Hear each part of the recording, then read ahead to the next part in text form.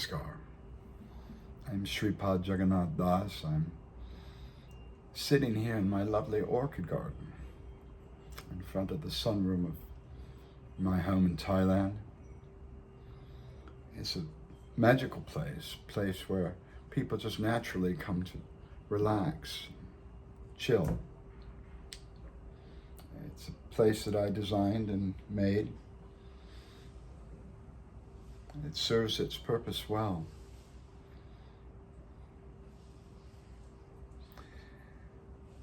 It's a lovely day here today in Thailand. I wish I could show you all the orchids just on the other side of the wall here. And I am now 71 years old. But since the age of 15, I have been consciously on a journey to self-awareness, which, while consistent over the course of my long life, I have not pursued nonstop. There have been many pitfalls along the way, which took away my attention from the thing which I feel is the most important for me. And that is to understand who I am, why I'm here. You know, when Buddha attained his enlightenment under the Bodhi tree, his followers spoke to him and said, "Tell us, Master, what you have seen, what you have found, what you know from this nirvana." And he proceeded to speak to them what they now call his noble truths. And Buddha's first noble truth, not the second, third, fourth, or fifth, and I find this important. His first noble truth was that all life is suffering. And his second truth was the cause of that suffering is craving or desire. Now, yes and no on that. Desire and craving for the right thing will push you forward in your ongoing evolutionary spiritual journey. But desire or craving for the wrong thing will bind you, either with a chain of iron or gold. It doesn't matter. You are still a prisoner of your own creation. Now, what do I mean by this? What kind of desire or craving could be liberating? And that's a desire for inner knowledge, for understanding of the universal truth, for working, striving, and moving in a way that brings you closer to the ultimate reality and the fire of creativity from which we all spring as spiritual sparks. However, craving or desire for the things of this world, whether they be physical or mental, an idea, anything and everything emanating from this material world, has an effect of creating karma, which is a kind of a chain and requires you to stay here in this realm to work out the results of that karma as manifested through your desire and or craving for the things of this world. there's a bumper sticker I've seen. I'm going to reverse it for you. We're not material beings having a spiritual experience. We're spiritual beings having a material experience. I submit to you that this material world and this temporary body, mind, intelligence, false ego, senses, personality, are all born of the material nature. And as such, they are in time, of time, and therefore affected adversely by the component of time. In other words, the whole show, as my guru once said, is only temporary. Jesus said, store not up your treasures where thief doth break in, rust corrode, but store your treasures in that place beyond time and space. That the greatest philosophers, yogis, and mystics are in complete agreement. Does exist and is accessible to everyone. That is our birthright. And we are here in this material world only to understand,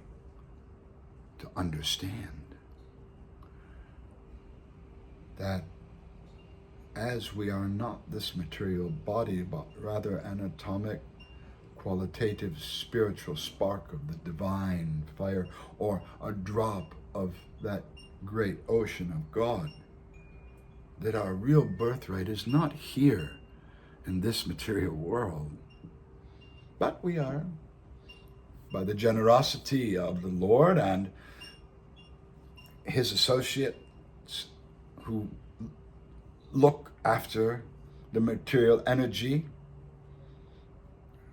through this Prakriti, an arrangement is made where all the karma comes together and all the ideas and desires that we've had for many lifetimes is kind of knitted together, and we're given an absolute perfect body or vessel to express ourselves in relation to those and new ones that we pick up along the way to take us closer to our goal of pure self-knowledge, which has many names: enlightenment, nirvana, complete understanding.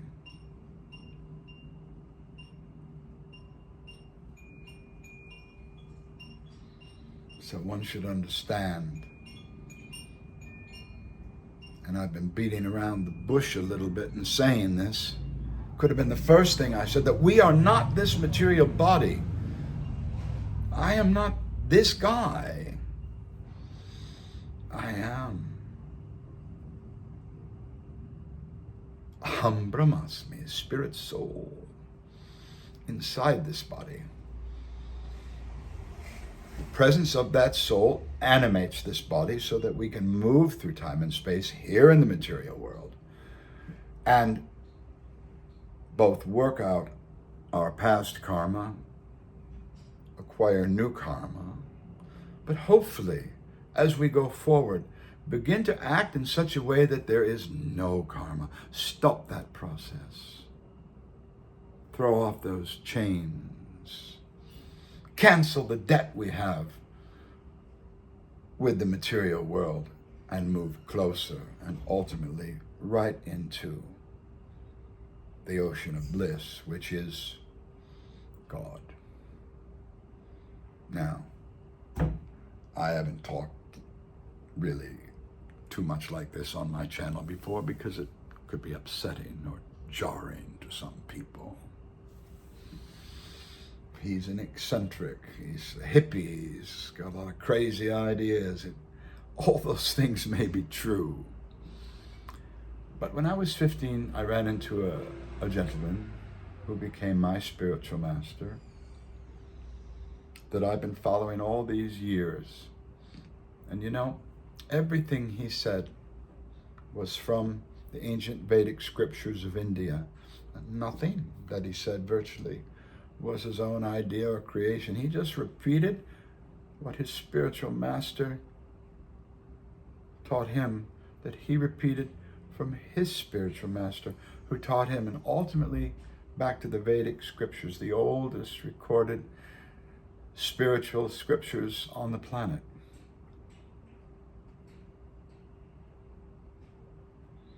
So that's been my inspiration through life. I've done a lot. Some of you know me and the things I've done. And I have purposefully not spoken about these things because, you know, it's just too much for a lot of people. There's so much going on. But when I see the suffering, the unnecessary suffering of everybody, and I'm coming from a peaceful place that is in many ways unaffected by a lot of the things that may affect many of you. I've kind of opted out, I've stepped out of this unceasing cavalcade of suffering in the material world to a place of peace, to a place of understanding, sometimes to a place of bliss. And I'm not anybody special. Quite the contrary. You know, when these subjects are discussed, a lot of times people present themselves as some kind of a teacher or guru, or in this case, I assure you, none of that is happening. I'm just some guy that's here today and will obviously be gone tomorrow. I'm 71. But you know, Jesus said, to whom much is given, much is expected. And I've been given a lot in terms of self-knowledge, and I have struggled about whether I should go public with it, come out of the closet as a devotee of the Supreme Lord. And it's just too difficult to have something good that can help and not give it away. You know, they say love's food is a bite of itself. Since I was a little boy, I've been inspired by the writings of Charles Dickens, and most particularly A Christmas Carol, which I believe in many ways perfectly encapsulates many of the seminal ideas of the Vedic religion that I follow, known popularly as bhakti or devotional yoga.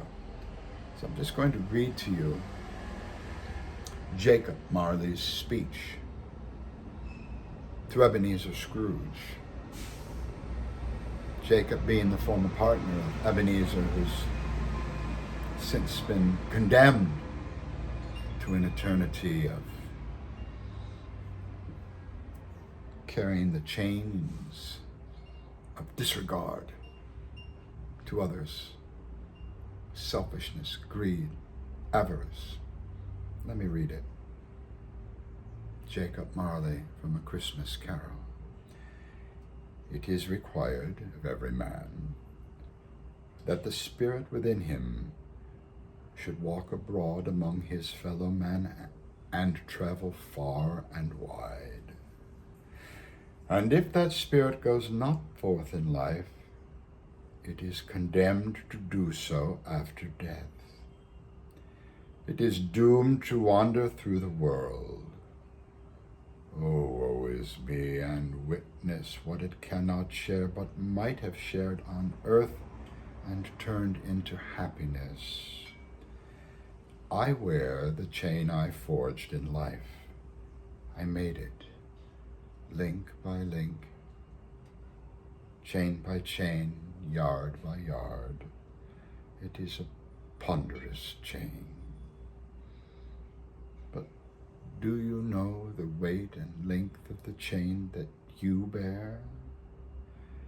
It was as heavy and as long as this 7 Christmas Eves ago, and you have labored upon it since. And later he says, when Scrooge says, well, you were always a good man of business, Jacob. He replies, business? Mankind was my business. The common good was my business. At this time of the rolling year, I suffer most. Why I can appear to you tonight in the shapes that you can see, I do not know. But I have sat invisible beside you many a day, trying to reach you. Listen to me, Ebenezer. My time on earth is nearly gone. I am here to warn you that you yet have a chance of escaping my fate.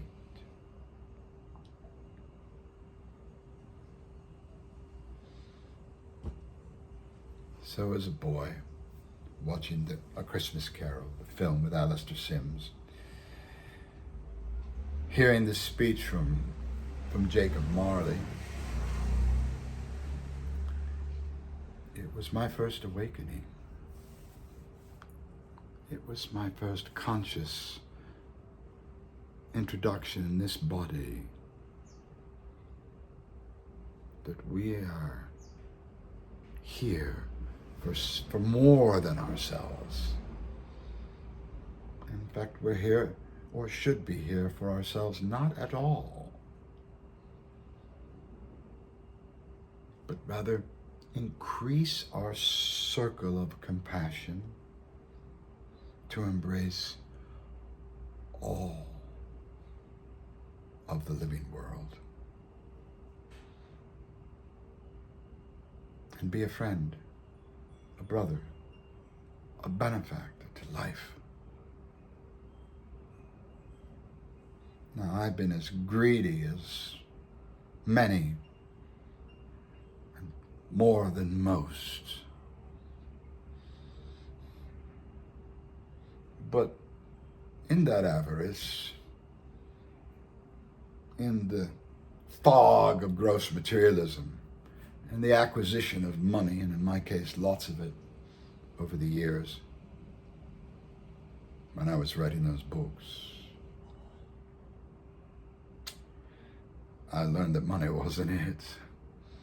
As Dylan said, you find out when you reach the top that you're still on the bottom rung. There's something deeper, there's something more, there's a moral and spiritual imperative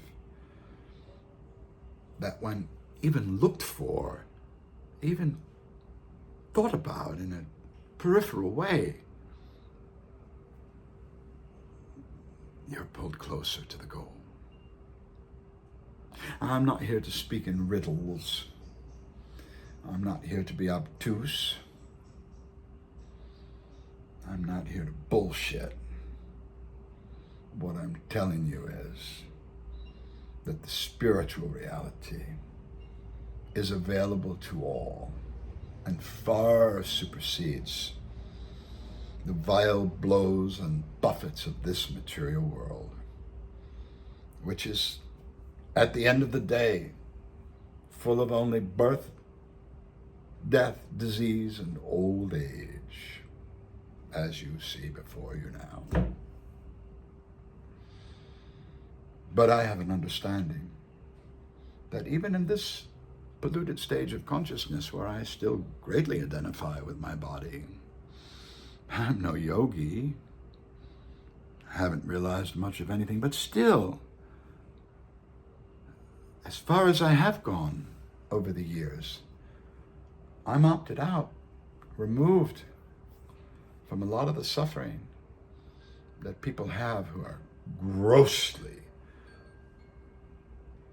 twisted around the values of the material world and like some kind of anaconda not even allowing us to breathe the beautiful air of the spiritual realm, or even consider that it exists. You have these guys like Dr. Richard Dawson, I think that's his name,